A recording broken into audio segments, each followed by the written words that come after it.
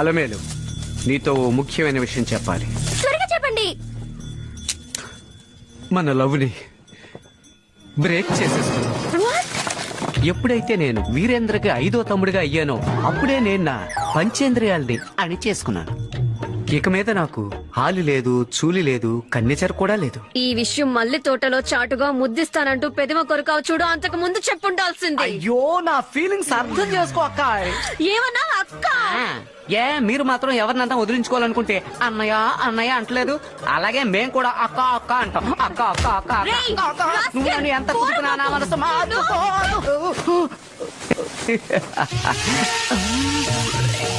బుజ్జు బుజ్జు బుజ్జు బుజ్జి తమ్ముళ్ళరా, అన్నయ్యరా. ప్రేమించిన అమ్మాయిని మోసం చేస్తావా? నీకు ఈ జన్మల పెళ్లి కాదురా, నీ జిమ్మాడా. బతుకంతా ఇలా ఒంటరిగానే ఉండిపోతావురా. చాటుగా ఎంతకాలం అని ప్రేమించుకుంటాం? అందరికీ చెప్పి నన్ను ఎప్పుడు పెళ్లి చేసుకుంటారు? ఊరంతా పందిళ్ళు వేసి 300 పొట్టేళ్లు కోసి 3000 శుభలేఖలు నచ్చేయించి ఈ ఊళ్ళో ఇంత గొప్పగా పెళ్లి జరిగిందని వచ్చిన వాళ్ళంతా అదిరిపోవాలి. ముందర నువ్వే అదిరిపోతావురా. బయలు అన్నయ్య ముందు మునేశ్వరుడిలా మాట్లాడి ఇక్కడ కూర్చుని బొగ్గల్ని మురుతున్నావురా. లేదు. ఈ చాటు మాటు ప్రేమ వ్యవహారాన్ని ఊరంతా డప్పు కొట్టి చాటింపేస్తాను రా. రే ధర్మ, మన పడింద్ర ఏం చేస్తాడో తెలుసా? పోవయా అవతలకి. రే, నేను చెప్పేది ఒక్క నిమిషం వినరా. పోవయా. రే, వాడు చేస్తున్న అన్యాయం గురించి విను. ముందు ఇక్కడ పోరా. ఎందుకు రా నన్ను తరవడమే పనిగా పెట్టుకున్నావు? అండర్వేర్ వేసుకోరే.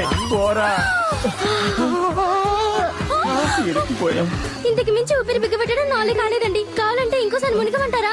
అయ్యో, ఎన్నేళ్లుగా? 4 ఏళ్లుగా. 4 ఏళ్లుగా ట్రా. 7 ఏళ్లు. 7 ఏళ్లుగానా? రే, నిజం చెప్పండిరా, పిల్లలు ఏ స్కూల్లో చదువుకుంటున్నారా? మీరు అలా మాట్లాడకండి. మేము సంస్కారమైన కుటుంబం.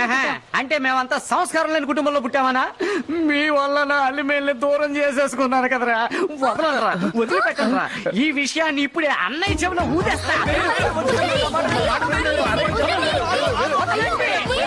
రే, కాళ్ళలో పుళ్ళున్నాయి.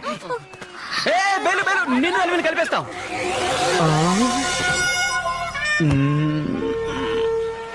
ఎంతసేపు అని ఆలోచిస్తారు? త్వరగా త్వరగా చెప్పండి.